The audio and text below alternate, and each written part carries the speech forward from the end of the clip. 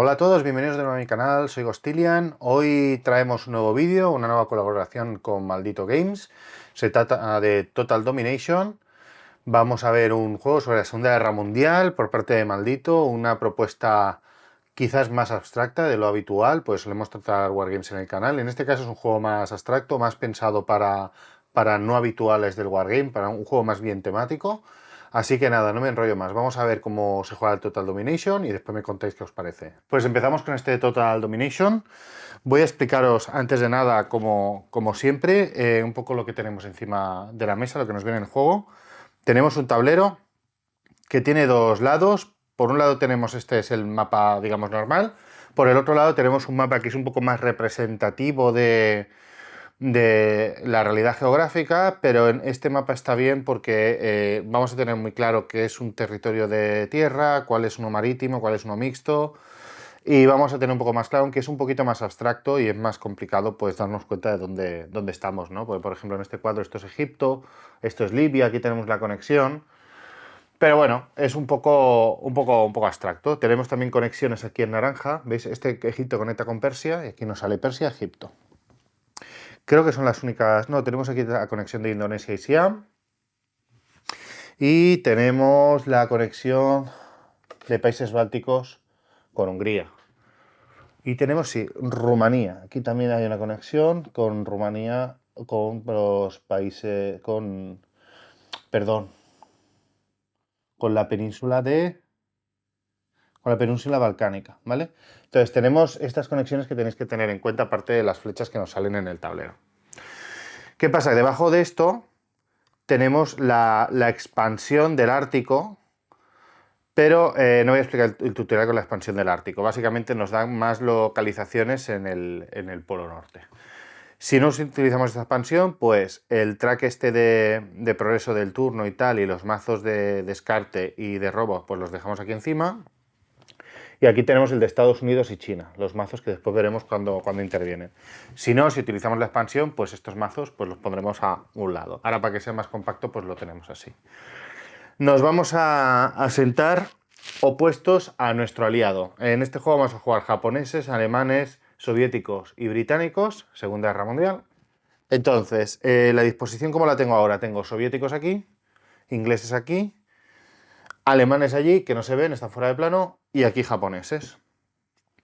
¿Por qué es importante esto del posicionamiento relativo? Por el tema de la fase de estrategia. Os voy a explicar ahora las fases, ya que estoy con eso. Aquí tenemos esto, que es un resumen del juego fantástico, porque con esto prácticamente ya podéis jugar al juego de principio a fin. Pero bueno, sí que hay cosas que, bueno, con el manual nos va a ayudar a hacer algunas aclaraciones y tal, y sobre todo con este vídeo. Yo creo que con este vídeo y este papelito vais a poder jugar perfectamente. Entonces, ¿qué fases tenemos de turno? Tenemos la fase estratégica, la fase de acciones y la fase administrativa. La fase administrativa, como podéis imaginar, es la típica fase de mantenimiento, que después veremos qué es lo que se hace en ella. La fase de acciones es donde se hace el cuerpo de las acciones, que los jugadores van a ir turnándose y van a ir jugando acciones cuando les toque. Y la fase estratégica es una fase de draft. Ya no lo dice aquí, ¿eh? Roba nuevas, cartas por selección y descarte, la cantidad encima del año actual. Aquí tenemos los años, cada año es un turno. Y arriba nos pone el número de cartas que tenemos que robar.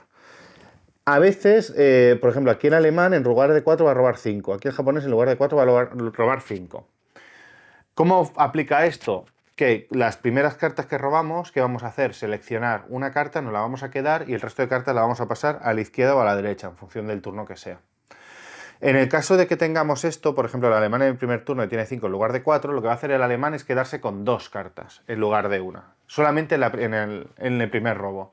Después ya pues seguimos normalmente, pasamos al otro jugador las cartas, recibimos la del otro jugador, elegimos una y pasamos. Así vamos pasando hasta que acabemos el draft. Y bueno, se pueden utilizar tecnologías en el draft. Después veremos que hay tecnologías que durante el draft van a tener un efecto y tal, pero bueno, no vamos a entrar a esto en momento. Fase estratégica. Básicamente un draft, para ver qué cartas nos van a tocar. ¿Qué tenemos en las cartas? Os lo enseño. Esto es una carta normal. Casi todas las cartas todas las cartas van a ser así. Tenemos unos puntos de operaciones que vamos a poder usar la carta para hacer estos puntos de operaciones. Después veremos qué es lo que podemos hacer con ellos. Aquí tenemos tecnología. Podríamos usar la carta para desarrollar una tecnología. Y aquí tenemos un evento. Pero el evento solamente lo puede hacer el jugador del color del evento. En este caso es blanco, con lo cual solo japonés. Si vamos mirando, por ejemplo, este sería para el jugador soviético. Cualquier jugador podría jugar estas acciones de arriba, pero solo el soviético podría hacer el evento de aquí abajo. Después veremos un poquito la simbología del juego. Entonces, una vez hecho el draft, vamos a pasar a la fase de acciones, en la que vamos a ir jugando por turnos alternos todos los jugadores. Siempre, de las cartas que tengáis en la mano, podéis dejar una girada al lado vuestro y reservarla para el siguiente turno. Bueno, perdón, vais a poder reservar un punto de operaciones. Imaginaos que yo juego esta, tengo 4 puntos de operación y juego 3. Pues el que me queda la giro y la dejo al lado mío. Y entonces, cuando me vuelva a tocar, voy a poder utilizar ese punto de operaciones que me he dejado reservado. Porque a lo mejor queremos hacer una operación más grande y no nos da y tal, bueno, pues podemos guardarlo para el siguiente, ese punto de operaciones que no hemos utilizado. Podemos también jugar por la tecnología que tenemos aquí arriba a la derecha. ¿Cómo se juega en este caso? Le vamos a dar la vuelta y la vamos a colocar al lado de nuestro tablero. Y en la fase administrativa se van a chequear las cartas de tecnología y se van a desarrollar esas tecnologías. De momento en nuestro turno elegimos una carta sin enseñarla, la ponemos boca abajo al lado de nuestro tablero. Y lo dicho, y después tenemos los eventos, que es lo que os he explicado, hacemos los eventos de abajo. También tenemos algunas cartas que tienen diplomacia, a ver si encuentro una, esta por ejemplo, de Turquía, que veis que abajo es un evento japonés que permite Turquía. Esto lo que vamos a hacer es colocarlo debajo de nuestro tablero, que por cierto, el tablero de jugador no lo he enseñado aún, ahora os lo enseño. El tablero de jugador, estas cartas las colocaríamos aquí abajo. Y esto, por ejemplo, como nos daría un punto de victoria. En el caso de que otro jugador también se ponga el turco, pues no va a pasar nada, pero si nos superan, esta carta la perdemos y por lo tanto perdemos ese punto de victoria. Es una de las maneras de hacer puntos de victoria con la diplomacia. En este juego a veces se ven cosas muy raras, de alianzas raras con países que no tocaría, pero no es un juego que busque reflejar lo histórico, ¿vale? Ya os lo digo de entrada porque tiene muchas cosas, o pueden pasar cosas en la partida que no tengan absolutamente nada que ver con el conflicto. ¿Qué más tenemos? Tenemos una acción de préstamo y arriendo, que lo que hacemos es que se juega una carta y se avanza una casilla en AEG.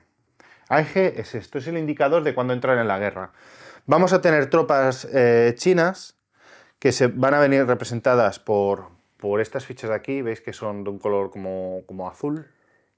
Estos son las chinas y después vamos a tener las americanas, perdón, esto no son las chinas serían estas, azules.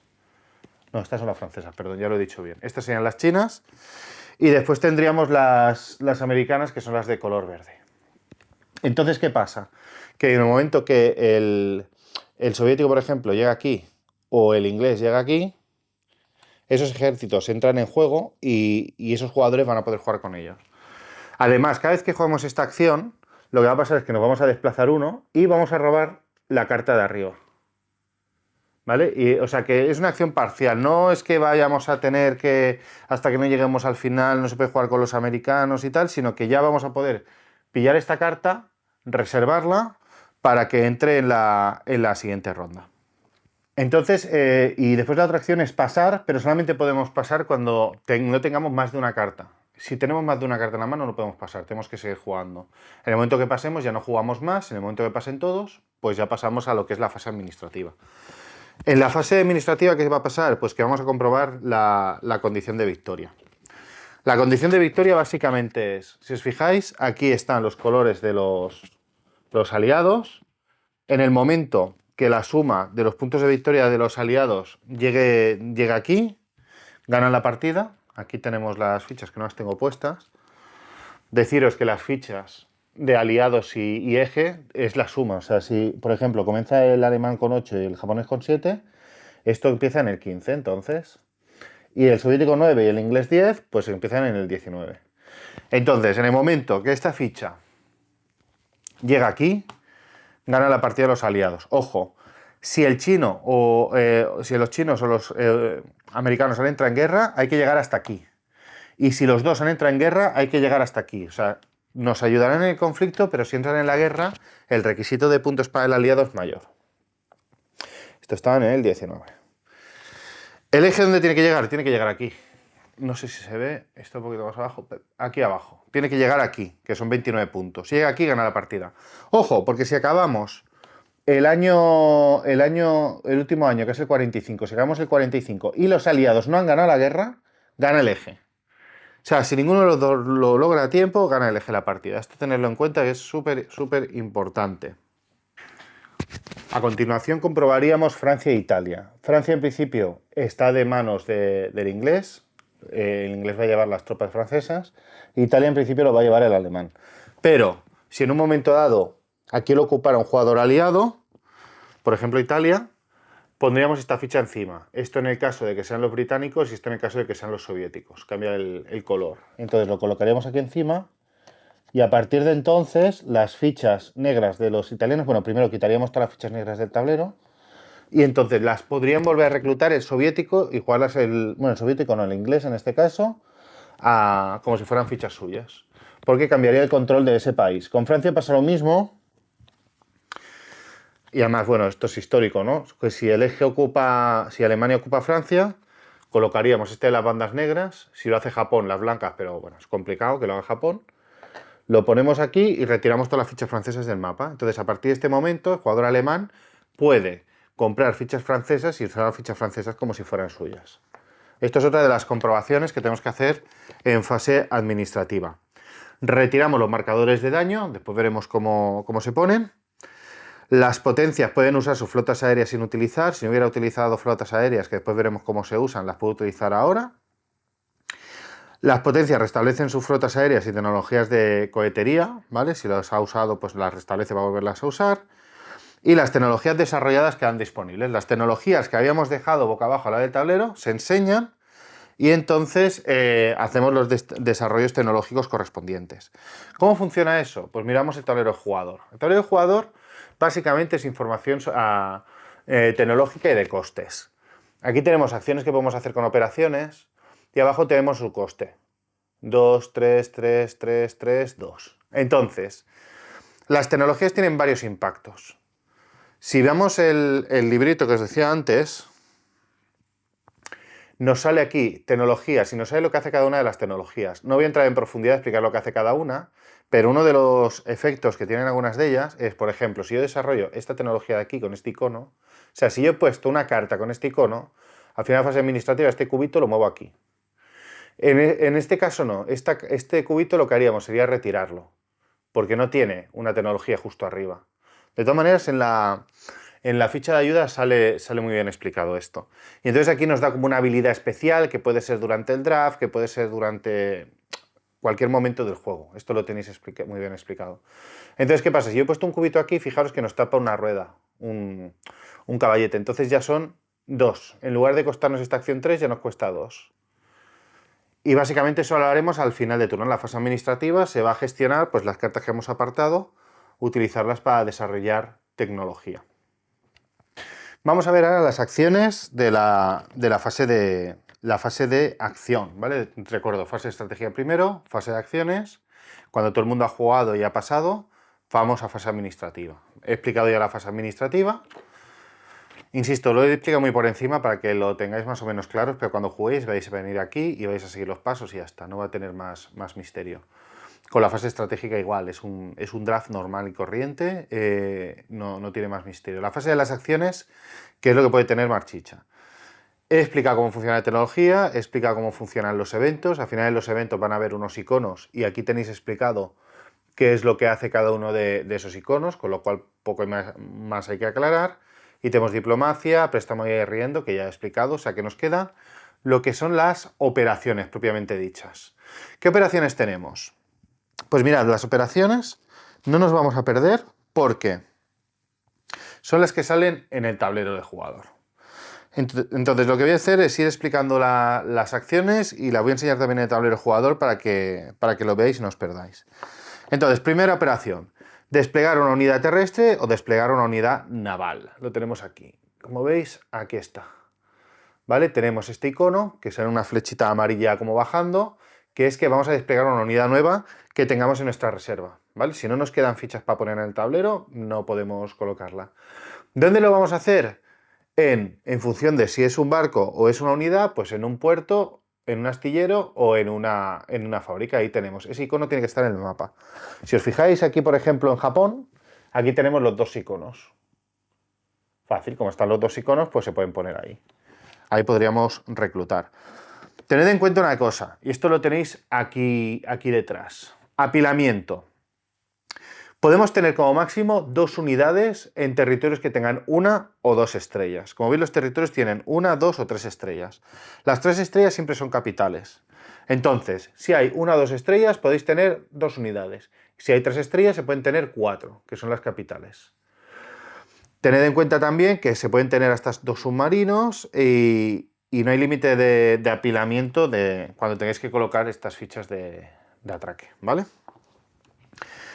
Pero esto lo tenéis aquí, después entraremos en ello. Entonces, teniendo en cuenta el límite de apilamiento, pues hacemos el despliegue. Fijaros que ya os avisa que solo el jugador alemán puede desplegar submarinos por 2 puntos de operaciones. Es como una excepción para el alemán. ¿Qué más tenemos? Después tenemos atacar un enemigo. Como veis, tenemos aquí las acciones de atacar, esta y esta de aquí. ¿Y esto qué vamos a hacer? Básicamente vamos a atacar a una unidad que esté en una casilla adyacente. Por ejemplo, imaginaos que somos japonés, tenemos este barco aquí y tenemos este barco aquí del americano y decidimos atacar.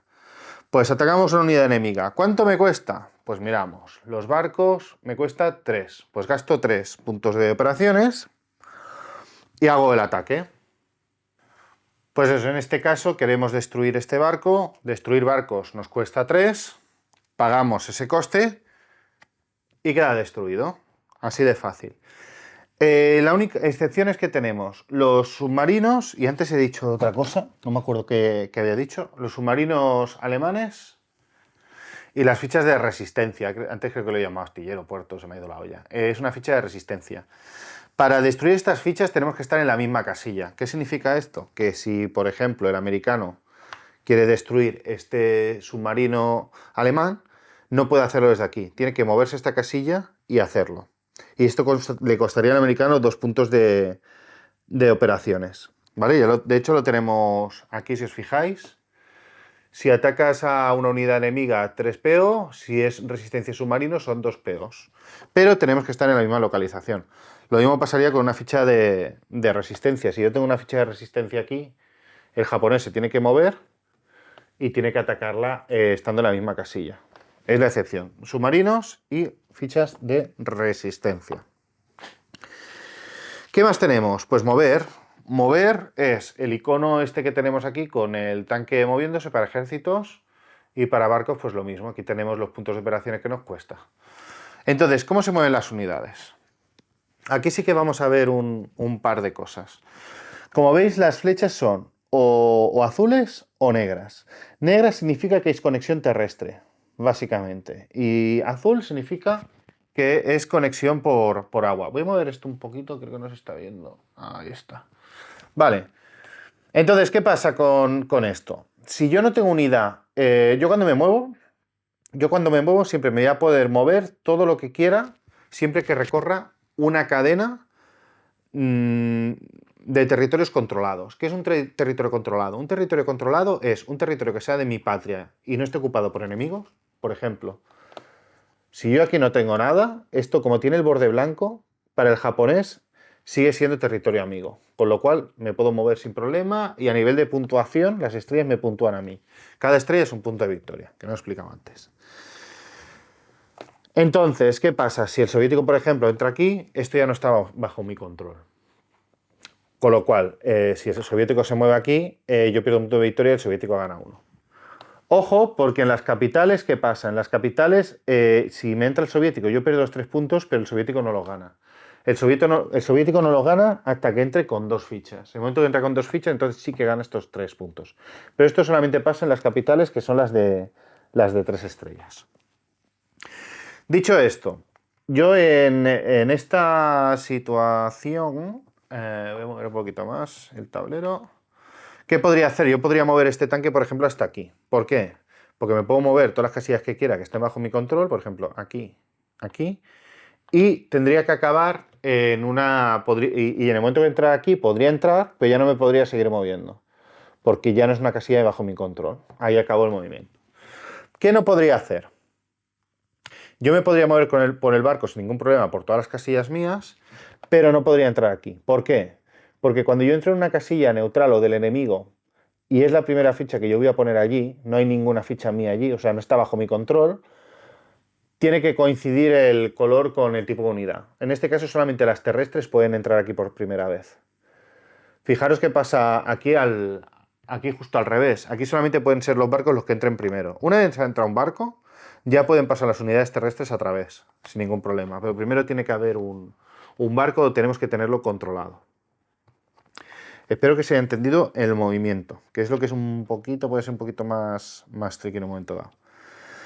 Y después tenemos el lanzamiento de cohetes, que son estas tres acciones aquí que tenemos que tener desbloqueadas. Si no las tenemos desbloqueadas, no podemos utilizar estas acciones. Podemos hacer una por ronda solo. Y obliga a un oponente a descartarse cartas. Es básicamente para que se descarte cartas. En este caso no podemos guardar el punto de operación de la carta jugada. O sea, cuando jugamos una carta para tirar cohetes, es para tirar cohetes. Y lo que vamos a hacer es eso, obligar a otro jugador a descartarse una carta. Esto es muy tocho, porque es una acción menos que va a jugar ese turno.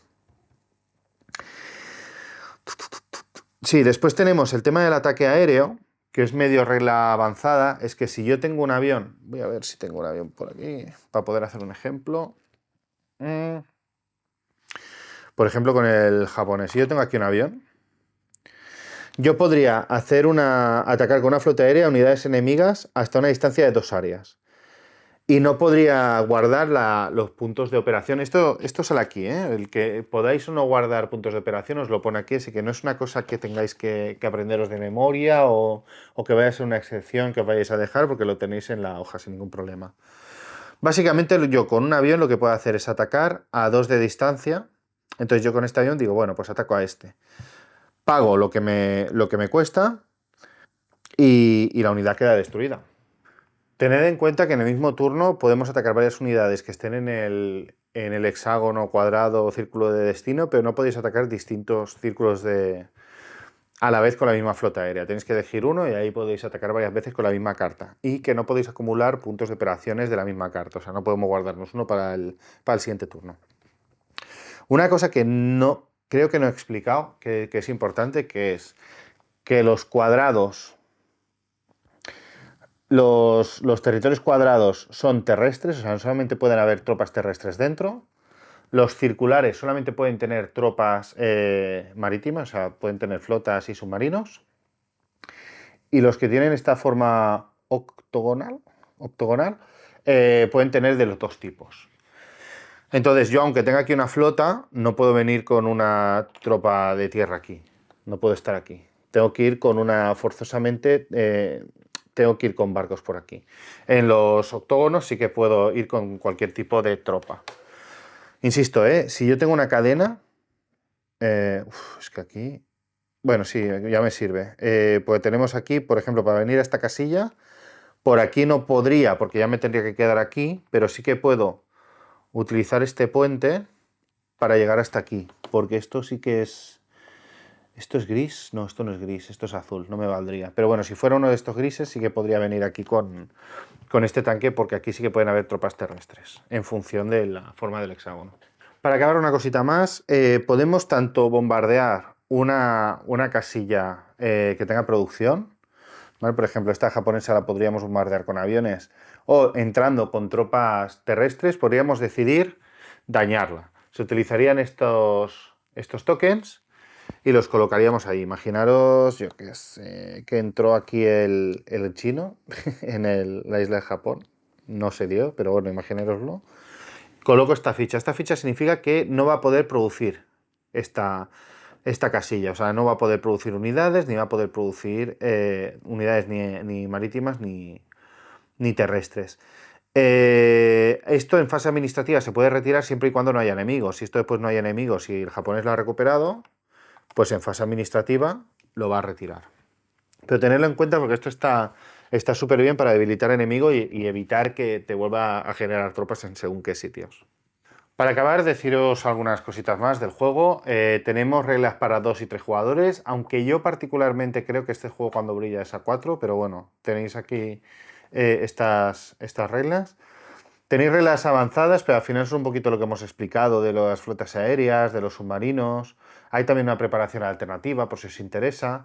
La expansión de Ártico, por si la queréis usar, pues os pone cómo afecta al juego. Y después tenemos escenarios, por si no queremos hacer una partida completa, pues, o queremos hacer un escenario un poco diferente, pues tenemos escenarios específicos. Aunque ya os digo, una partida completa de este juego, 90 minutos, dudo mucho que llegue a las 2 horas. Y después tenemos un modo solitario. Aquí nos explica un poco cómo funciona el modo solitario. Y para este modo solitario pues tenemos un mazo de cartas que nos van a generar pues aleatoriedad y nos va indicando cómo proceder con el bot. De todas maneras, ya os digo, este juego yo creo que lo suyo es jugarlo 2 contra 2, que es como está concebido, y todo lo demás es un poco, bueno, para añadirle al juego más posibilidades. Pero yo creo que esto se disfruta 2 contra 2. Pues hasta aquí el tutorial de hoy. Espero que os haya sido de interés, que os sirva para decidiros o no por este Total Domination, un juego diferente sobre la Segunda Guerra Mundial. Espero que os haya sido de interés. Si he cometido algún error, lo ponéis en los comentarios. Si queréis comentar cualquier cosa, pues lo hacéis también. Y nada, dadle al like y suscribiros a mi canal, que me ayuda mogollón. ¡Hasta otra!